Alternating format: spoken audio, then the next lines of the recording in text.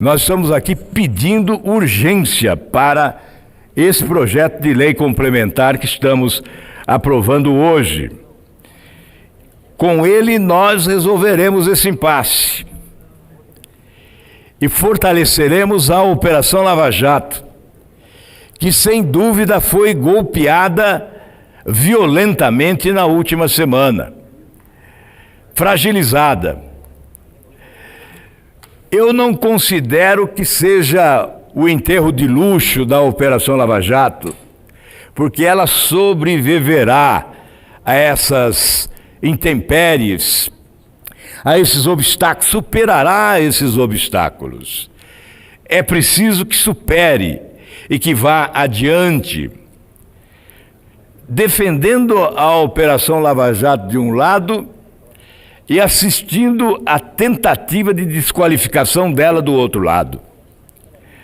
Incompreensível essa decisão de investigar procuradores da Lava Jato e auditores da Receita Federal por estarem cumprindo o seu dever. Há, no mundo da marginalidade, uma prática recorrente que é de desqualificar quem denuncia na esperança de que prevaleça a impunidade. Eu não acredito que esta possa ser a intenção de quem quer que seja no Supremo Tribunal Federal. Mas anunciar que se investigará procuradores da Operação Lava Jato certamente é uma tentativa de amordaçar, ou essa tentativa recorrente no mundo da marginalidade em que se procura desqualificar quem denuncia na esperança de que a impunidade derrote a justiça. O nosso inconformismo em relação a esse anúncio, eu espero que fiquemos no anúncio e que realmente não se perca o tempo determinando a investigação de autoridades do Ministério Público que possuem, sim, o direito à livre manifestação do pensamento. Não há razão para condená-los porque opinam. Aliás, no combate à corrupção e à impunidade, todos nós devemos ter posição. Se justifica ao jornalista ter lado, se justifica a um procurador ter lado. E o lado que nós desejamos todos devam ter é o lado contra a corrupção e contra a impunidade. Bolsonaro, que Vossa Excelência representa aqui como líder, mas o autor desta iniciativa, lá no período da transição, que é meu amigo pessoal, o ministro Paulo Guedes, que também, na minha opinião, deve ser enaltecido. Perfeito? Parabéns. Obrigado pelo vosso pronunciamento. Seguindo, então, na sequência dos oradores, sempre quando sobe na tribuna com pautas raras, pontuais e implacáveis, o senador que representa o Paraná pelo Podemos, e que Vossa Excelência aceite o convite de um dos melhores músicos do mundo, que é brasileiro, Ivan Lins, que vai estar com a cantora Simone em um show dia 6 de abril em Curitiba, na sua capital paranaense, porque ele é um grande admirador de Vossa Excelência e fez questão de convidá-lo. Eu também estarei lá. Com a palavra, com prazer, senador Álvaro Dias. Senador Cajuru, felizmente a recíproca é verdadeira. Eu também sou um grande admirador do Ivan Lins e presto aqui as minhas homenagens ao seu talento. E a satisfação de poder comparecer ao seu lado será ainda maior. Se possível, estaremos juntos prestigiando esse grande artista brasileiro, Ivan Lins. E hoje, senador Cajuru, que preside esta sessão, ontem brasileiros foram às ruas. Aliás, o artista tem que estar aonde o povo está. E o político deveria estar onde o povo está. Ontem, de novo, Regufe, o povo foi às ruas do Brasil. Muitos, não sei quantos, mas muitos, carregando a indignação diante de um golpe aplicado pelo Supremo Tribunal Federal na Operação Lava Jato, que completava 5 anos de existência.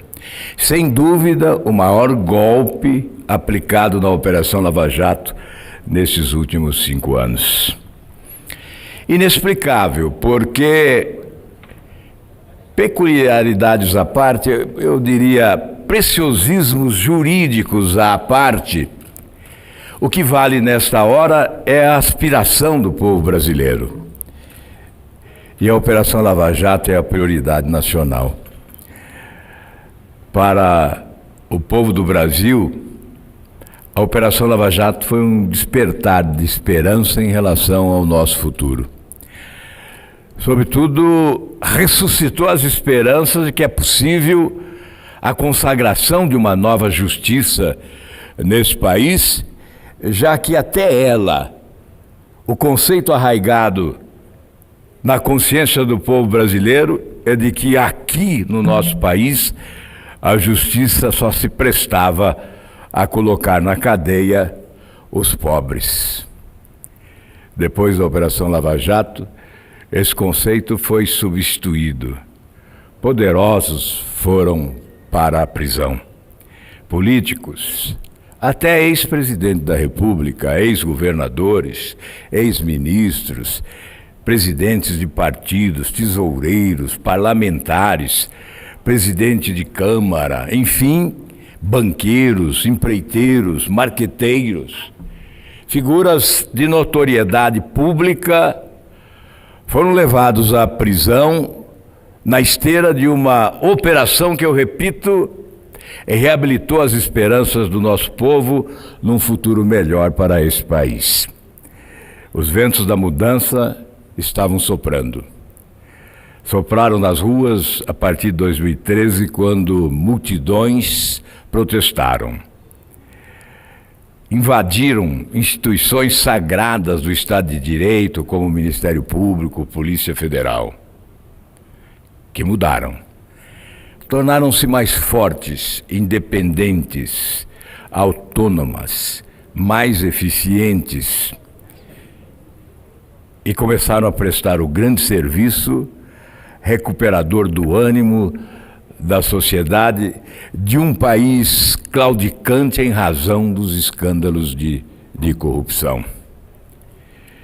E a Operação Lava Jato, nesses 5 anos, condenou 285 pessoas.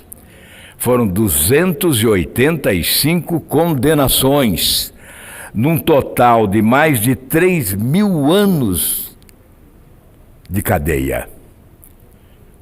Penas que alcançaram mais de 3.000 anos de prisão. E veja o disparate, e veja a diferença. No Supremo Tribunal Federal, apenas uma condenação, com 13 anos de prisão.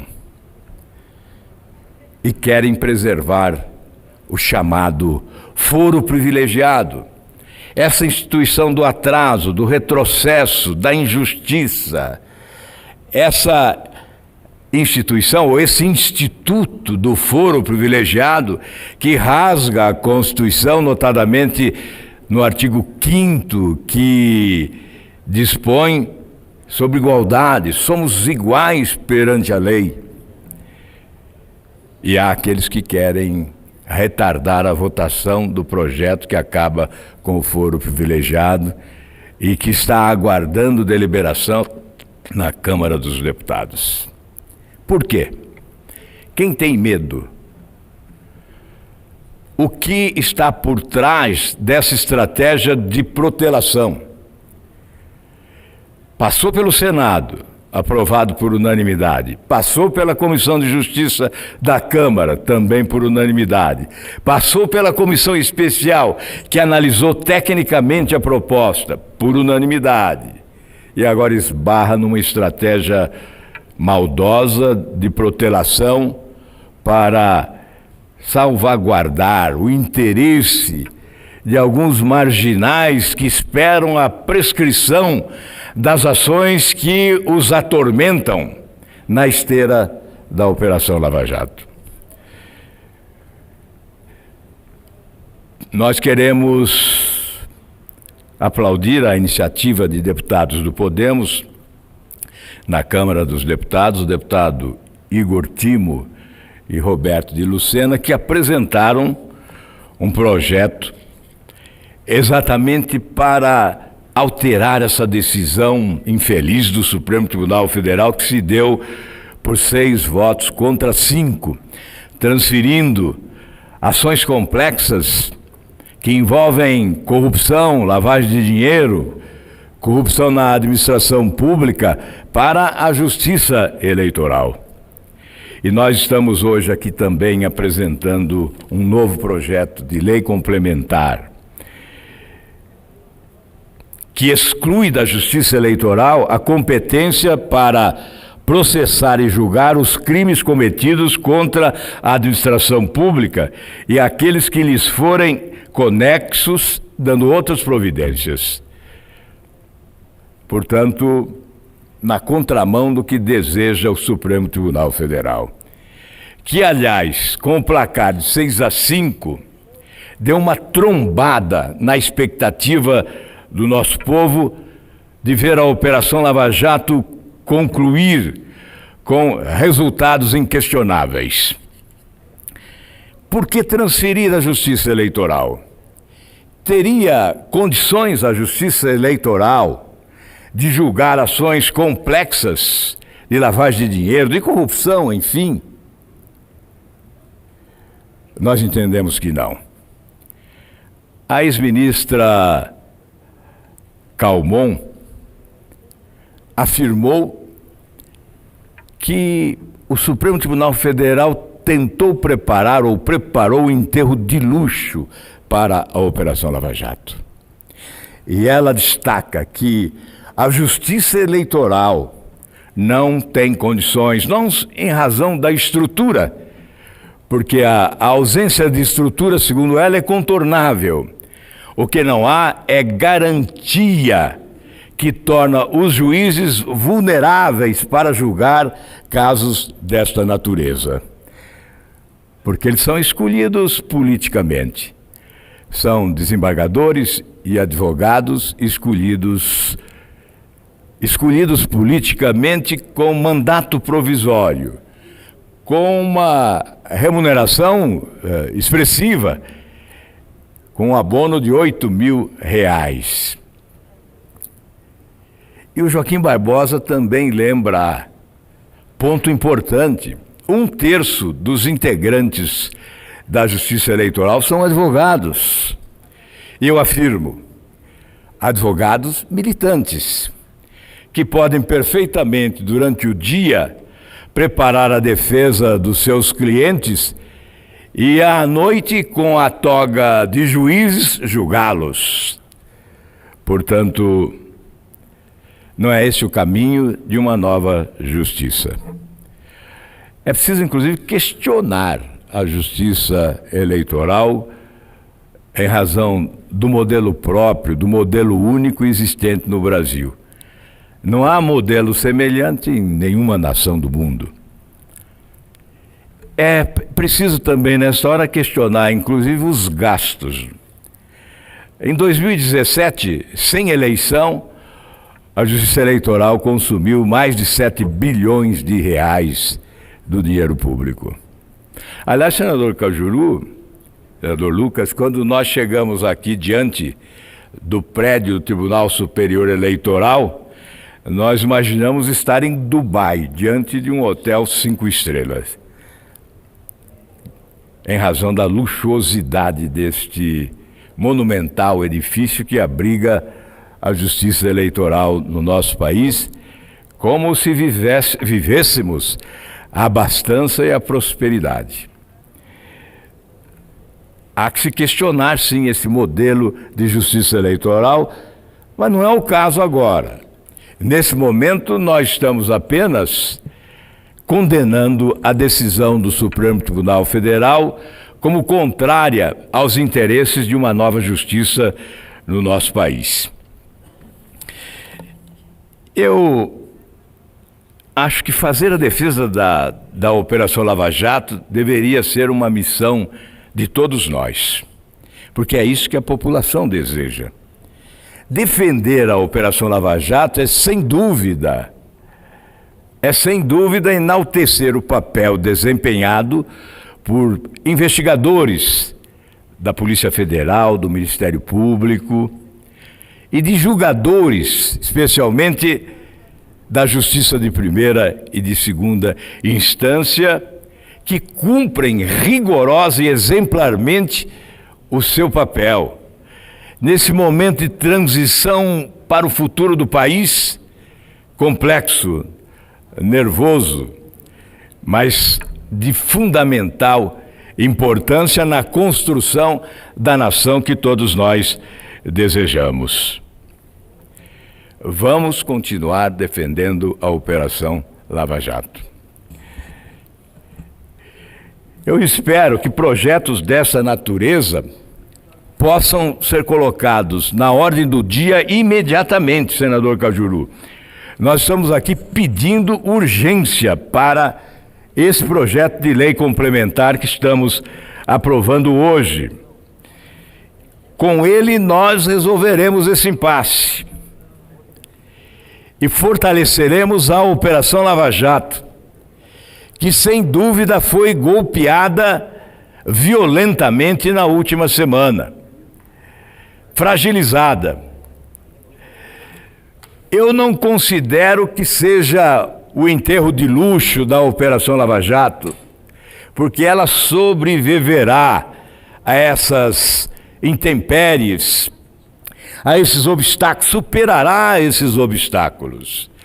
É preciso que supere e que vá adiante, defendendo a Operação Lava Jato de um lado e assistindo à tentativa de desqualificação dela do outro lado. Incompreensível essa decisão de investigar procuradores da Lava Jato e auditores da Receita Federal por estarem cumprindo o seu dever. Há, no mundo da marginalidade, uma prática recorrente que é de desqualificar quem denuncia na esperança de que prevaleça a impunidade. Eu não acredito que esta possa ser a intenção de quem quer que seja no Supremo Tribunal Federal. Mas anunciar que se investigará procuradores da Operação Lava Jato certamente é uma tentativa de amordaçar, ou essa tentativa recorrente no mundo da marginalidade, em que se procura desqualificar quem denuncia na esperança de que a impunidade derrote a justiça. O nosso inconformismo em relação a esse anúncio, eu espero que fiquemos no anúncio e que realmente não se perca o tempo determinando a investigação de autoridades do Ministério Público que possuem, sim, o direito à livre manifestação do pensamento. Não há razão para condená-los porque opinam. Aliás, no combate à corrupção e à impunidade, todos nós devemos ter posição.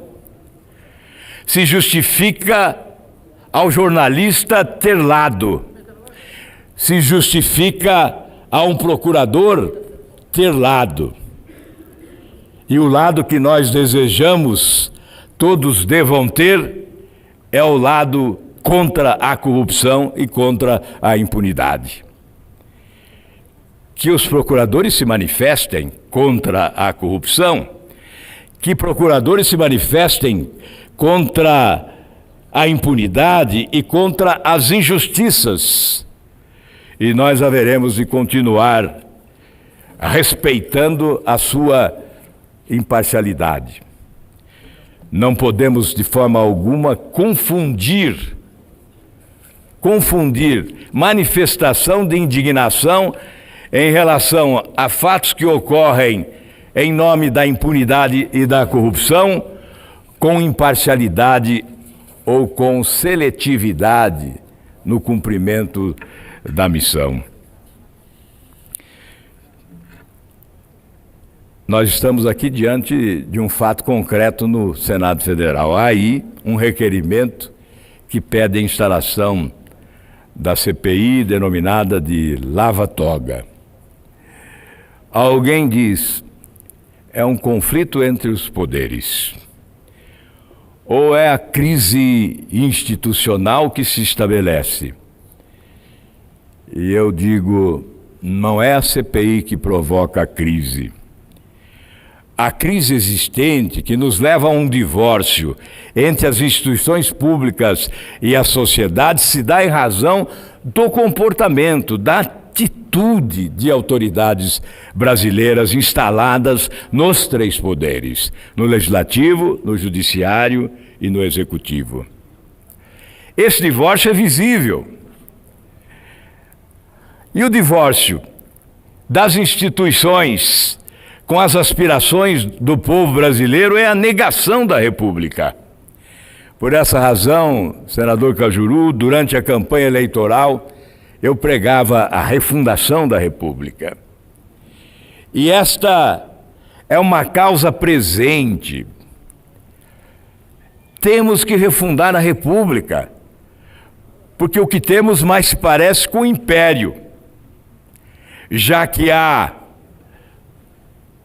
há um conluio entre autoridades que se colocam num patamar de superioridade, preservando os seus privilégios, em prejuízo dos interesses maiores da coletividade. Não há como um povo desempregado ou endividado, são 62 milhões endividados, são mais 52 milhões abaixo da linha da pobreza. Não há como asseverar a existência da República se esse divórcio se estabelece com o monopólio dos direitos, se chocando com aspirações negadas num mundo de desigualdades. Apenas os poderosos sustentam os seus privilégios, enquanto que os pobres mortais brasileiros, trabalhadores e desempregados, lutam pela sua sobrevivência. Vou concluir, senhor presidente, mas precisamos fazer algo. Não basta o discurso. Eu sinto a impotência do parlamento diante dos acontecimentos. Muitas vezes nos resta apenas o discurso de protesto. Ao povo, da mesma forma, ou ainda mais. Aqueles que não possuem tribuna vão às ruas do país, carregam as suas bandeiras, as suas faixas, escrevendo um manifesto de protesto e de indignação nas ruas do país, diante de acontecimentos que se sucedem. E há pouco eu estava lendo uma pesquisa e verifiquei que o prestígio do Congresso continua no chão.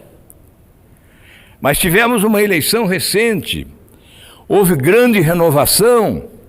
Aqui no Senado são 49 novos senadores, 46 que foram eleitos e 3 suplentes que assumiram. Dos 81, 49 são novos senadores. Mas isso não foi suficiente para reabilitar a confiança da sociedade no Congresso Nacional. Continuamos com o nosso prestígio no chão. Muito mais rejeitados do que aprovados. Isso nos leva a sentir essa sensação de impotência. E muitas vezes nos iludimos com aquilo que aqui fazemos, imaginando que a sociedade está ao nosso lado nos acompanhando. Muitas vezes a maioria do povo está distante, do que aquilo que aqui ocorre. E certamente os novos senadores, como eu, também se sentirão angustiados quando constatarem que a maioria da população não tem conhecimento do que estamos aqui tentando fazer para defender os interesses nacionais. Hoje temos ainda as redes sociais, pelas quais desabafamos na realidade. Mas é uma incógnita. Eu, particularmente, não tenho noção do alcance. Para alguns, certamente, o alcance é maior. São mais visíveis, são mais populares, alcançaram um número expressivo de seguidores, como o senador Cajuru, mas para tantos outros, especialmente aqueles que iniciam aqui o seu trabalho, não teremos o mesmo alcance. Essa é uma angústia. O que nós queremos é que a população nos fiscalize.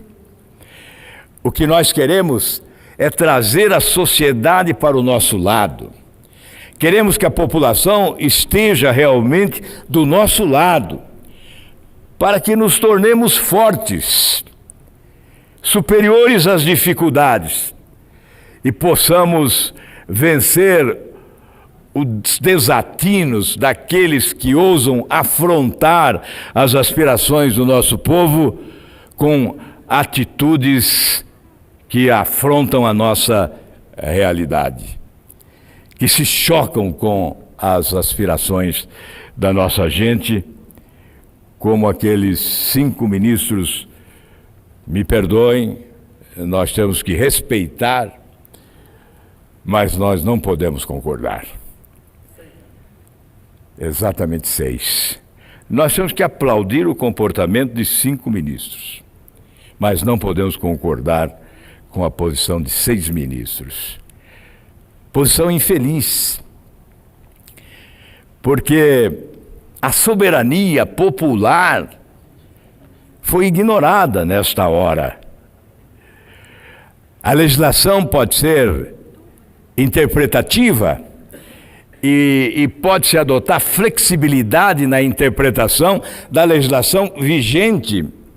E há argumentos jurídicos sólidos para sustentar a posição que 5 dos ministros sustentaram. Mas o que nós não podemos aceitar é que a alegação de preciosidades jurídicas possa ser mais relevante, possa se sobrepor ao interesse de uma nação inteira, que é o interesse de caminharmos para uma nova justiça nesse país, onde a impunidade definitivamente será derrotada. Muito obrigado, meu caro senador Cajuru, e agradeço aí a concessão do tempo. Não sei se o senador Lucas está pedindo uma parte, eu vejo. Muito obrigado, então, senador Cajuru. E nós vamos pedir, então, aos colegas senadores que apoiem esse projeto. Aliás, eu sei que o Jô Soares é uma figura que merece admiração nacional, e eu vou encerrar esse discurso com uma frase dele, do Jô Soares. A corrupção não é uma invenção brasileira, mas a impunidade é uma coisa muito nossa. Jô Soares. Meu amigo pessoal, Jô Soares. Vossa Excelência, senador Álvaro Dias, veio de novo na tribuna como voz nacional de uma bandeira nacional, que é a revolta da nossa população em relação ao tema foro privilegiado, esse instituto. Também coloca com propriedade a discussão de uma instituição falida e desmoralizada chamada Supremo Tribunal Federal. Vem com coragem, fala o que o Brasil está falando nas ruas. Gostei quando lembrou de Milton Nascimento: todo artista tem de ir onde o povo está, mas o político também. Eu fui ontem em Goiânia, em frente ao prédio da Polícia Federal, e lá fiquei por 1 hora com todos os goianienses que protestavam em relação à Lava Jato, essa operação absolutamente consagrada no Brasil. Eu só concluo, permita-me, Vossa Excelência, senador Álvaro Dias, e eu sei que o senador Lucas Barreto, que orgulha o Amapá, pensa como nós e tantos outros aqui, Eu digo o seguinte: eu não serei, e disse na tribuna hoje, eu não serei de forma alguma aquele a estacionar um jipe, um cabo e um soldado na porta do Supremo Tribunal Federal. De forma alguma. Agora, afastem de mim esse cálice de golpismo. Todavia, não me peçam que eu me silencie em culto à paz dos cemitérios. Silenciar eu não vou, recuar eu não vou, nem para tomar impulso, e sei que Vossa Excelência também não. Parabéns, senador Álvaro Dias. Opa, com o maior prazer, chega mais um senador para fazer o uso da palavra, representante